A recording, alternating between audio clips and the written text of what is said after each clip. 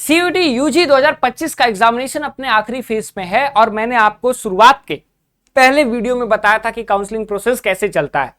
उस वीडियो में मैंने आपको यह भी बताया कि इस पूरे काउंसलिंग प्रोसेस में आपको मैं 3-4 वीडियोस प्रोवाइड करूंगा जो आपके काउंसलिंग के लिए बहुत ज्यादा हेल्पफुल रहेगी। इसी सीरीज में ये दूसरी वीडियो लेकर के आ रहा हूं जहां पे मैं आपको बताऊंगा कि कौन कौन से मिस्टेक्स हैं, जो इतने छोटे छोटे मिस्टेक्स हैं जो बच्चे कर देते हैं और पूरे काउंसलिंग में वो बाहर हो जाते हैं। तो देख लीजिए कि कहीं ये गलती आपने किया तो नहीं है या फिर ये गलती आप करेंगे तो नहीं, और इसको भी आप उस पेन को और बुक में नोट डाउन कर लीजिए जिसमें मैंने आपको कहा था। नमस्कार, स्वागत है आपका हमारे इस online learning platform CUET basic शिक्षा पे। उम्मीद करता हूं कि आप बढ़िया होंगे, मस्त होंगे और आप अपनी तैयारी को लेकर के या फिर काउंसलिंग को लेकर के अब पूरी तरह से अवेयर हो चुके होंगे। अगर आप इस चैनल पर नए हैं तो सबसे पहले चैनल को सब्सक्राइब कीजिए, क्योंकि इस काउंसलिंग के प्रोसेस में लास्ट ईयर हमने तो अपने बच्चों को प्रॉमिस करते ही हैं कि हम आपकी फ्री ऑफ कॉस्ट काउंसलिंग कराएंगे, लेकिन जो हमारे बच्चे नहीं भी थे, मतलब कि आप सभी लोग, मतलब जो हमसे इनरोल्ड नहीं थे, उनका भी हम लोगों ने काउंसलिंग फ्री ऑफ कॉस्ट कराया था। तो आप लोग के इस काउंसलिंग प्रोसेस में हम बहुत सारी हेल्प करने वाले हैं। क्या होगा, चीजें आगे बाद सही समय पे आपको बताई जाएंगी, लेकिन उससे रिलेटेड यहाँ पे आप ध्यान दीजिए। काउंसलिंग में मैंने आपको बताया कि फेजेस क्या चलते हैं। एक तो रजिस्ट्रेशन है, फिर आपका रजिस्ट्रेशन करते हैं अलग अलग यूनिवर्सिटीज में, आपका प्रोविजनल फाइनल आंसर की आता है, आपका रिजल्ट आता है, कट ऑफ वगैरह आते हैं, ठीक है। उसके बाद सब्सिक्वेंट राउंड्स और मॉप अप राउंड्स चलते हैं। डिटेल में मैंने आपको बताया था। मिस्टेक्स कहां पे करते हैं बच्चे, वो आपको देखने की जरूरत है। और सबसे बड़ी मिस्टेक्स करते हैं बच्चे अपने डॉक्यूमेंटेशन के रेडी करने में।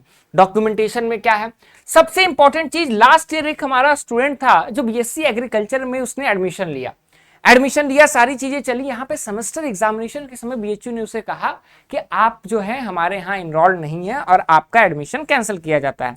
वो परेशान हुआ, वो अंततः हमारे साथ हेल्प में आया कि सर हमारी हेल्प की जाए। कि क्या है, हम लोगों ने मैटर पता किया तो पता चला कि उसने जो है, जब वो फॉर्म भर रहा था तो उसने एम्प्लॉय कोटे से जो है अपने आप को प्रेफर कर दिया और कहीं ना कहीं वो काउंसलिंग के बीच में फंस गया।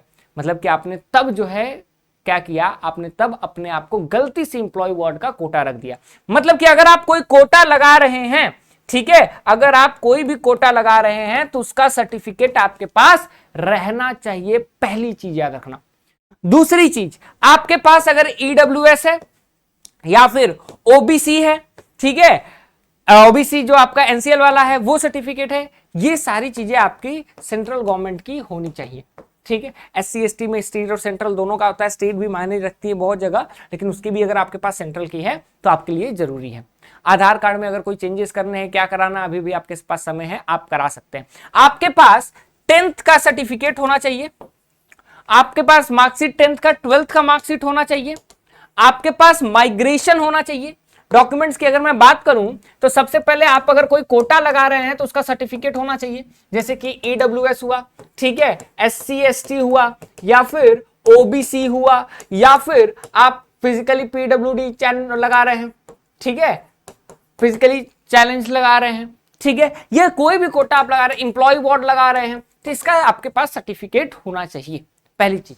दूसरी इंपॉर्टेंट चीज आपके लिए यहां पे ये है कि इन सबके बीच में आपका जो कुछ कैटेगरीज हैं उसमें सेंट्रल लेवल के आपके सर्टिफिकेट्स होने चाहिए, ठीक है। ऐसा नहीं कि कहीं से भी आपने सर्टिफिकेट बना करके रख लिया है, क्योंकि जब भी वेरिफिकेशन में फंसोगे आप बाहर हो जाओगे।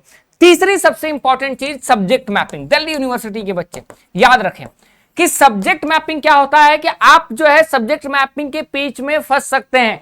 क्लास 12th में आपने जो सब्जेक्ट पढ़ा है, क्या वही सब्जेक्ट आपने जो है लैंग्वेज और डोमेन में लिया है या नहीं लिया है? अगर नहीं लिया है तो हो सकता है कि आप काउंसलिंग के प्रोसेस से बाहर हो जाएं। लेकिन इसका मतलब ये नहीं कि काउंसलिंग में रजिस्टर नहीं करना, रजिस्टर करना है, ठीक है, लेकिन हो सकता है कि आप हो जाएं। हम लोग हमेशा सब्जेक्ट एलिजिबिलिटी क्राइटेरिया में आपको बताते थे कि दिल्ली यूनिवर्सिटी में वही सब्जेक्ट और लैंग्वेज होगा जो कि आपका 12th में हो। ये सारी चीजें क्या है, इंपॉर्टेंट है। और इससे भी ज्यादा इंपॉर्टेंट फिर आपके लिए क्या हो जाता है, अब इसके साथ साथ आपका क्या है, 10th का आपके पास सर्टिफिकेट होना चाहिए, 12th का सर्टिफिकेट होना चाहिए, माइग्रेशन होना चाहिए, कुछ ऑफलाइन वेरिफिकेशन में चाहिए होगा, ट्रांसफर सर्टिफिकेट, डीसी होना चाहिए, ये सारी चीजें आपके पास अवेलेबल होनी चाहिए। उसके बाद अपना यूनिवर्सिटी तो आप चूज करेंगे ही कि किस यूनिवर्सिटी में आपके 4-5 टारगेटेड यूनिवर्सिटी होगी। फिर प्रेफरेंस सिलेक्शन। प्रेफरेंस सिलेक्शन क्या होता है? यहाँ पे बच्चे बहुत सारी गलतियां करते हैं। कैसे गलती करते हैं? देखिए, लास्ट टाइम हम लोगों ने पहली बार यूट्यूब पे सब फ्री ऑफ कॉस्ट कराया था, तो उसमें हमने प्रेफरेंस दिया था। मान लीजिए आप बनारस हिंदू यूनिवर्सिटी को टारगेट कर रहे हैं, ठीक है। अब मान लो बनारस हिंदू यूनिवर्सिटी से तुमको क्या करना है, बीए इन सोशल साइंसेस करना है, ठीक है। अब जब तुमको बीए इन सोशल साइंसेस करना है तो तुम सीधे आओ बीए पे। अब देखो वहां के प्रेफरेंस में कैसे चीजें चलती हैं, ठीक है। अब यहाँ पे मैं तुम्हें सीधे बीए के ऑप्शन पे लेकर के आता हूं, ठीक है। देखो प्रेफरेंस क्या होता है और कैसे आपको सेलेक्ट किया जाता है। जैसे ये आर्ट्स का हो गया, ठीक है। अब मैं आपको सोशल साइंसेस का बताता हूँ। ये आर्ट्स हो गया, ये सोशल साइंसेस। देखो सोशल साइंसेस में सीट्स कितनी है, ठीक है। तो एफएमसी में कितनी सीट्स है, एमएमबी में कितनी है, एएमपीजी में कितनी है, वीसीडब्ल्यू में कितनी है, वीकेएम में कितनी है, डीएवी में कितनी है, फीस कितना, सबका अलग अलग लगता है। पेड सीट क्या होता है? अच्छा, पेड सीट पता है कि नहीं पता है? पेड सीट मतलब एक्स्ट्रा 10,000 12,000 रुपए लगते हैं। अगर नहीं पता है तो मुझे बता देना, पेड सीट पे कितने % सीट ज़्यादा है, कैसे पेड सीट पे एक्स्ट्रा पैसा देने से मिल जाता है, क्या सबको मिल जाता है, उसके कट ऑफ क्या जाते हैं, वो हम बताएंगे। अब देखो सोशल साइंस में तुमको क्या करना रहेगा। अब तुमको वो लिस्ट देगा, ठीक है। एक साथ तुमको वो लिस्ट देगा। कितनी लिस्ट देगा सर? तो एक साथ लगभग 30 कोर्सेज की, ठीक है। हाँ, 30 कोर्सेज ही रहते हैं। अच्छा, अब ये कोर्सेज बढ़ गए हैं, ठीक है। तो लगभग 60 कोर्सेज की आपको क्या कर रहा है आपको। अच्छा, बाकी कॉलेजेस के मिलाकर के एफएमसी में आपको 30 कोर्सेज की, बाकी कॉलेजेस में आपको देता है परमुटेशन कॉम्बिनेशन लगा करके, ठीक है। अब क्या है, आपको ये ध्यान देना है कि मान लो आपको एक साथ लिस्ट मिला। अब आपको चूज करना होगा कि आप कौन से प्रेफरेंस को सबसे ऊपर रख रहे हैं। प्रेफरेंस कैसे चूज करेंगे? मान लो तुम्हारा कोई सब्जेक्ट है, तुमको बीए करना है सोशल साइंसेस से। अब उसमें तुम क्या देखोगे? अब उसमें तुम देखोगे कि तुम्हारा फेवरेट सब्जेक्ट कौन सा है। मान लो तुमको पॉलिटिकल साइंस फेवरेट है, तो तुम क्या करोगे? तुम यहां पे सबसे पहले bachelor of art social sciences political science रखोगे। जैसे हमने हाइपोथेटिकल बना कि एक बच्चे का इकोनॉमिक्स सबसे फेवरेट है, तो सबसे पहले उसने इकोनॉमिक्स रखा। इकोनॉमिक्स कहां रखा? मेन कैंपस में, फैकल्टी ऑफ सोशल साइंसेज में। फिर उसने आर्ट्स रखा। कहां रखा? महिला महाविद्यालय में रखा, ठीक है। लड़की जो है उनके लिए एमएमबी है, लड़कों के लिए एमएमबी नहीं रहता, ठीक है। अब आर्ट्स सोशल साइंसेज मैंने पॉलिटिकल साइंस रखा। इकोनॉमिक्स ना मिले तो मुझे पॉलिटिकल साइंस मिले। कहां मिले? सोशल साइंसेज में मिले, ठीक है, मेन कैंपस में मिले। अगर मुझे वो पॉलिटिकल साइंस ना मिले तो कहां मिले? एमएमबी में मिले। तो ये प्रेफरेंस आपको सेलेक्ट करना होगा। प्रेफरेंस सेलेक्ट करना सर अभी तो कुछ समझ में नहीं आ रहा, एकदम कुछ भी नहीं समझ में आ रहा है। कोई दिक्कत नहीं है। जब आपका रजिस्ट्रेशन स्टार्ट होगा, जब आपके काउंसलिंग प्रोसेस स्टार्ट होगी, तो प्रेफरेंस में हम आपको अलग से भी गाइड करेंगे कि कैसे प्रेफरेंस सेलेक्ट किया जाता है। प्रेफरेंस सेलेक्ट करना एक अलग प्रोसेस होता है, ठीक है। 3-4 चीजें जरूरी हैं। ये तो लिस्ट मैंने दिया है, अब उसमें आपको प्रेफरेंस सेलेक्ट करना होता है, तो उसका थोड़ा अलग प्रोसेस चलता है। तो प्रेफरेंस सेलेक्ट करना बहुत जरूरी है। मान लो तुमको पॉलिटिकल साइंस ऑनर्स करना है और तुमने पॉलिटिकल साइंस ऑनर्स को किस प्रेफरेंस पे रखा? मान लो तुमने पॉलिटिकल साइंस ऑनर्स को जो है 5वें नंबर पे रखा और गलती से इकोनॉमिक्स को तुमने क्या किया? टॉप पे रख दिया। अब मैथ तुम्हारा है नहीं, इकोनॉमिक्स कर लोगे तो फिर हालत तो खराब होने वाली है तुम्हारी। तो तुम क्या करोगे? तुम डरोगे। तुमको इकोनॉमिक्स मान लो अच्छे मार्क्स आए, तुमको पहला प्रेफरेंस मिल जाएगा। अब वही पॉलिटिकल साइंस को तुमने पहला अगर रखा होता तो पॉलिटिकल साइंस मिलता ना। तो प्रेफरेंस क्या है? प्रेफरेंस इज ऑल अबाउट कि आप कितने शांति से उसको भर रहे हैं, कि आपके पास एक लिस्ट दिया गया है कि ये कोर्स जो है यहां पे चलता है। जैसे मैं आपको बताऊं प्रेफरेंस क्या है। प्रेफरेंस है कि आपका कोर्स, मान लो बीए ऑनर्स पॉलिटिकल साइंस जो है ये आपका मेन कैंपस में चलता है, ठीक है, एफएमसी में चलता है। उसके बाद ये डीएवी में चलता है। उसके बाद जो एमएमबी है उसमें भी चलता है, वीसीडब्ल्यू में भी चलता है, वीकेएम में भी चलता है।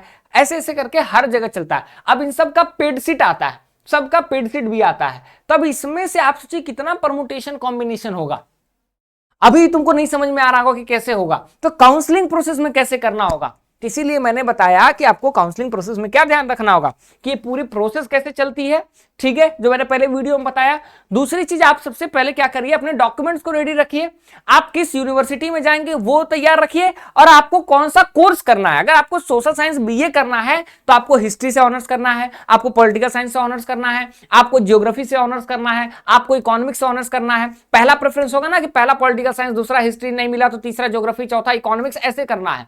अब ऐसे जब रखोगे तब हम तुम्हारी मदद कर पाएंगे कि कैसे तुम इस प्रेफरेंस में रहोगे। नहीं तो अगर तुमने यहां पे सब्जेक्ट मैपिंग में गलती की है, बाहर। अप अकाउंट डॉक्यूमेंटेशन में कोई गलती की है, बाहर हो जाओगे। प्रेफरेंस में अगर तुमने गलती कर दी है तो बाहर तो नहीं होगे, लेकिन कॉम्बिनेशन तुम्हें बेकार कर देगा। तो काउंसलिंग में ये गलतियां भूल करके भी नहीं करनी चाहिए। बाकी काउंसलिंग प्रोसेस में आप कभी कभी रजिस्टर ही नहीं करते हैं, बच्चे भूल जाते हैं कि आखिरी में रजिस्ट्रेशन करेंगे ना, खाली रहेंगे, वो भी गलती नहीं करनी है। ठीक है, तो बाकी ये सीरीज में आपका दूसरा वीडियो था। ठीक है, तीसरे वीडियो का आप इंतजार कीजिए, तीसरा भी वीडियो आपके लिए बहुत ही ज्यादा इंपॉर्टेंट रहेगा। ठीक है, मिलते हैं हम लोग अगले वीडियो में। टिल देन उम्मीद करता हूँ ये आपको जो सेशन है या फिर ये वीडियो जो है अच्छा लगा होगा, इंपॉर्टेंट रहा होगा, हेल्पफुल रहा होगा। मिलते हैं अगले वीडियो में। Till then thank you so much.